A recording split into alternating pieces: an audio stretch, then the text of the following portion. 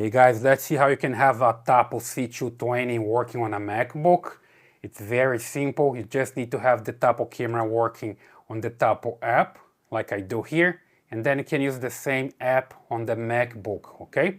So if you don't have the app yet, you just need to come here to the App Store, and then you just look for Tapo, and you can download and install this one and create an account. It's free, right? Just look here for Tapo.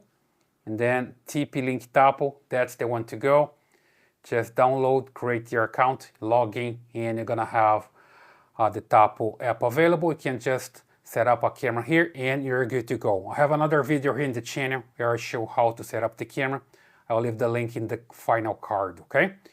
As long as you have it here working fine, I come here to my MacBook, and from here I can just go to the App Store as well. And here I can look for this Tapo app. So I just type here Tapo, hit enter, and look for TP-Link Tapo as well. Open it up, and then I'm gonna have the same interface that I have on my phone, right? See here that I have all my devices, and I have the Tapo C220.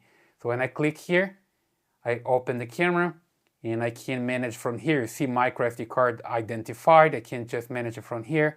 I also do the firmware update, check the image, and take a screenshot, do the manual recording, volume, control the talk, and everything else, okay?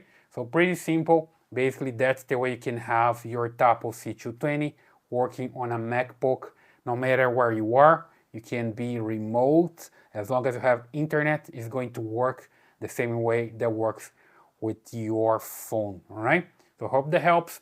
Please leave your comments here, subscribe to the channel, give your thumbs up, and I see you in the next video.